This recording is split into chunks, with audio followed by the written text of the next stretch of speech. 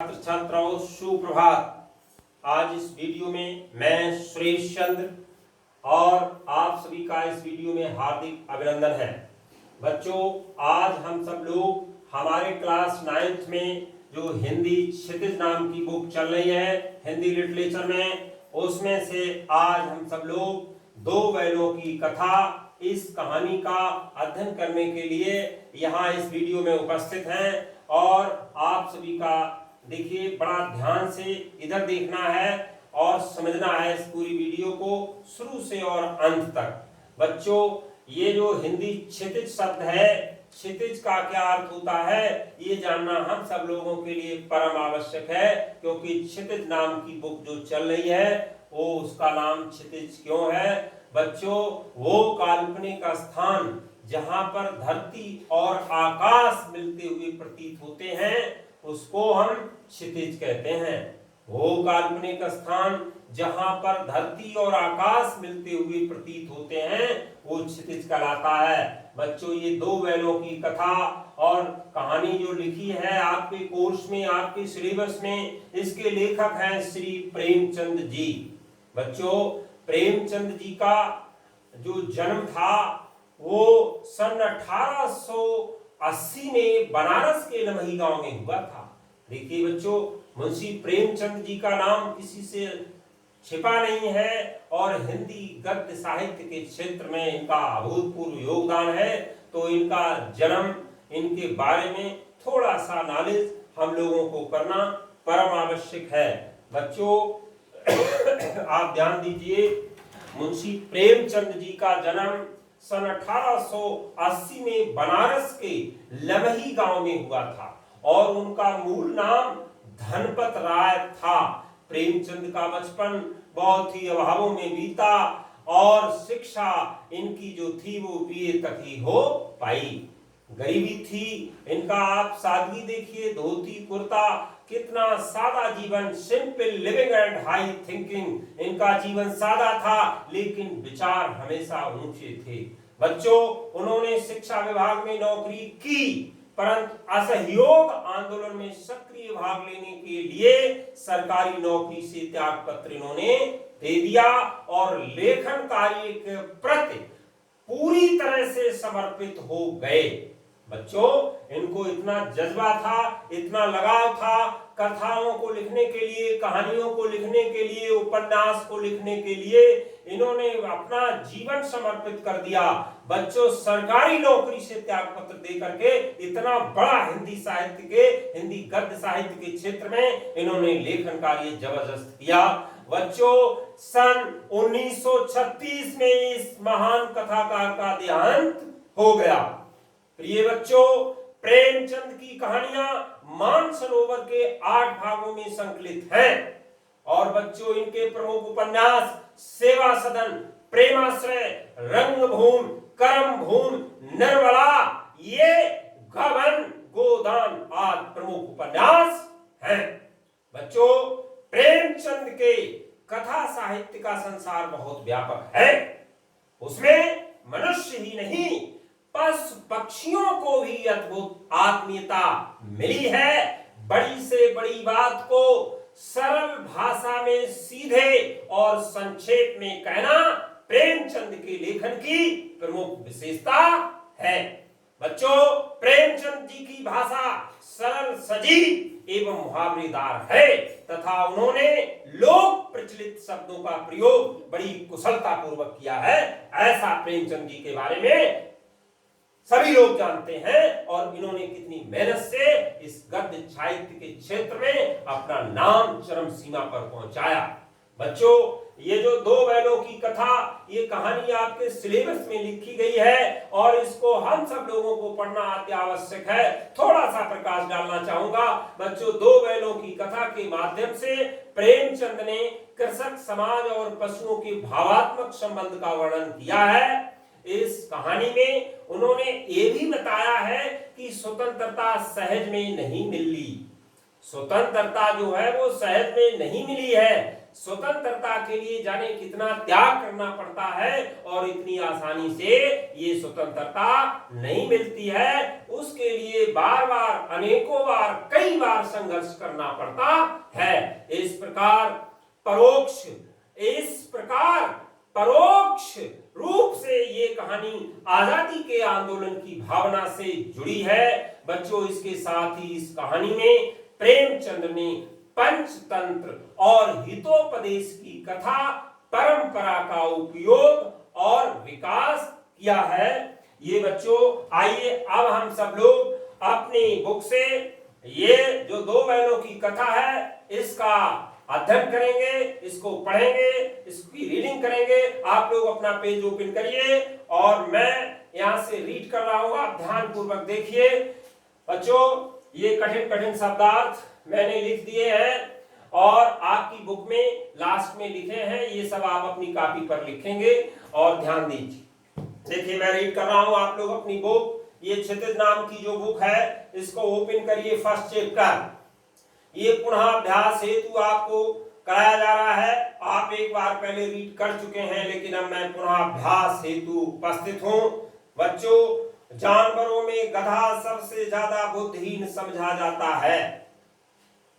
देखिए, प्रेमचंद जी ने कैसे कैसे शब्दों को इस्तेमाल किया है और अपनी बड़ी से बड़ी बात को संक्षेप में और सहज भाषा में लिखने का प्रयास किया है। जानवरों में गधा सबसे ज्यादा बुद्धिहीन समझा जाता है। हम जब किसी आदमी को पहले दर्जे का बेवकूफ कहना चाहते हैं तो उसे गधा कहते हैं। क्यों? गधा को लोग मूर्ख कहते हैं। बच्चों, गधा सचमुच बेवकूफ है या उसके सीधेपन, उसकी निरापद सहिष्णुता ने उसे ये पदवी दे दी है? बच्चों, निरापद का अर्थ है आपत्ति रहित और सुरक्षित। अर्थ यहाँ लिखा हुआ है। जो भी कठिन शब्दार्थ आए वो आपके बुक के पीछे भी लिखे हैं और यहाँ बोर्ड पर भी लिखे हैं, ध्यान दें।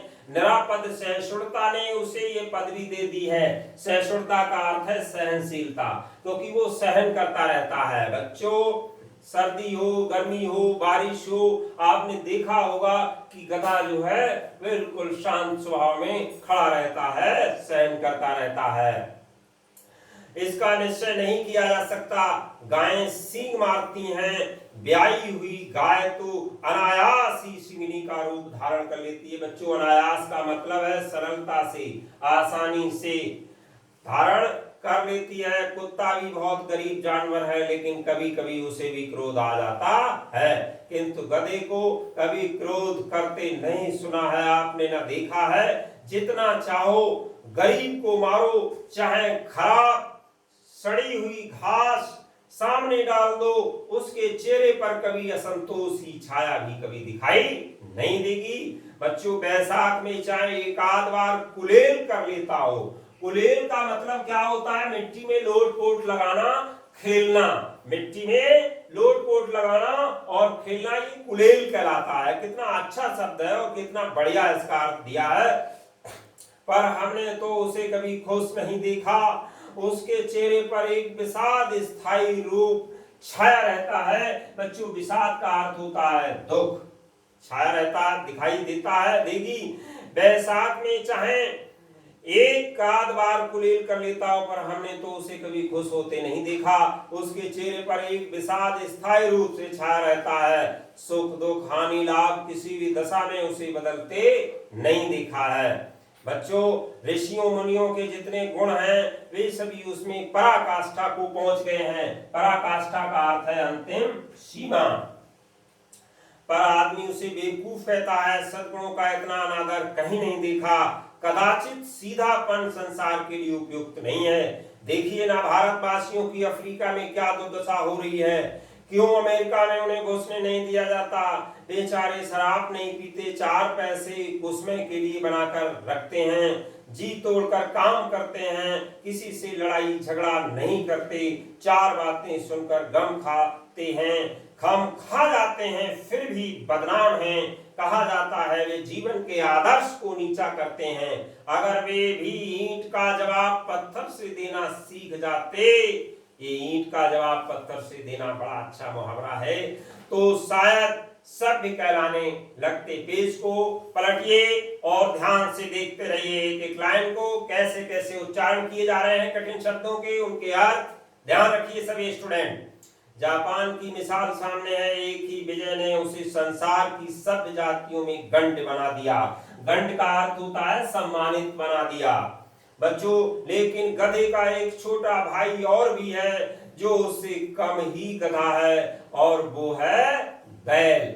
दो बैलों की कथा देखिए, हीरा और मोती नाम के दो बैलों की कथा बड़ा सुंदर वर्णन किया है, आप ध्यान दीजिए। लेकिन गधे का एक छोटा भाई और भी है जो उससे कम ही गधा है, और वो है बैल। जिस अर्थ में हम गधे का प्रयोग करते हैं, कुछ उसी से मिलते जुलते अर्थ में बछिया के ताऊ का भी प्रयोग करते हैं। कुछ लोग बैल को शायद बेवकूफों में सर्वश्रेष्ठ कहेंगे। सर्वश्रेष्ठ मीन्स सबसे अच्छा, सर्वश्रेष्ठ कहेंगे, मगर हमारा विचार ऐसा नहीं है। बैल कभी कभी मारता भी है, कभी कभी अड़ियल बैल भी देखने में आता है। अड़ियल किसे कहते हैं? अड़ियल का अर्थ होता है जिद्दी। कभी कभी बच्चे भी अड़ जाते हैं, और ये तो पशु हैं, जानवर हैं। ये अड़ियल का अर्थ होता है बेटा जिद्दी है। और कभी कभी अड़ियल बैल भी देखने में आता है, और भी कई रीतियों से अपना असंतोष प्रकट कर देता है। अतः उसका स्थान गधे से नीचा है। ध्यान रखिए, उसका स्थान गधे से नीचा है। आज टिक मारिए। आज हम यहीं तक रीड करेंगे और शेष भाग अगली वीडियो में फिर मिलेंगे। तब आप तब तक एक बार पुनः फिर देखिए ये कठिन जो शब्दार्थ है। निरापद का अर्थ होता है आपत्ति रहे सुरक्षित। सहिष्णुता का अर्थ होता है सहनशीलता। अनायास का अर्थ होता है सरलता से। गोई का अर्थ होता है जोड़ी। कुलेल का अर्थ होता है मिट्टी में लोट पोट लगाना अर्थात खेलना। विषाद का अर्थ होता है दुख। पराकाष्ठा का अर्थ होता है अंतिम सीमा। और गंड का अर्थ होता है सम्मानित। अड़ियल का अर्थ क्या होता है? जिद्दी। अनादर का क्या अर्थ होता है? निरादर। पगैया कहते नहीं, पगहैया। पशु बांधने की रस्सी को पगैया कहते हैं। और विग्रह का अर्थ होता है अलगाव। प्रतिवाद का अर्थ होता है विरोध करना। मस लहित का अर्थ होता है हितकर। चौकस का अर्थ होता है जागरूक। कहते नहीं चौकस रहिए, जागरूक रहिए। और मूक का अर्थ होता है मौन। बहुत से बच्चे आपने देखा होगा क्लास में मौन रहते हैं, ऐसे पशु भी मौन रहते हैं। चाकरी का अर्थ होता है सेवा करना। और बेगाना का अर्थ होता है पराया, बेगाना। बच्चों ये सब कठिन कठिन शब्दार्थ आप अपनी कॉपी पर लिखेंगे, बुक में पीछे दिए गए हैं, वो भी सब नोट करेंगे और लर्न करेंगे। ये एग्जाम में कठिन शब्दार्थ भी आते हैं, तो आज सिर्फ इतना ही करेंगे। ये मैं समझता हूँ ये सारी बातें आपको समझ में आ गई होंगी। प्रेमचंद जी क्या थे, कौन थे, इन्होंने कौन कौन सी कहानियां, उपन्यास और ये सब लिखा, और अपनी बड़ी से बड़ी बात को सरल भाषा में लिखने का जो प्रयास किया है, वो वास्तव में प्रेमचंद जी का बहुत ही अमूल्य योगदान है। और क्षितिज का क्या अर्थ होता है, ये सब आपकी समझ में आ गया होगा। आप फिर मिलते हैं अगली वीडियो में। अगर वीडियो आपको अच्छी लगी हो, समझ में आई हो, पसंद आई हो, तो लाइक और सब्सक्राइब अवश्य करिए। फिर मिलते हैं इसी कलेवर के साथ अगली वीडियो में। तब तक के लिए थैंक यू वेरी मच।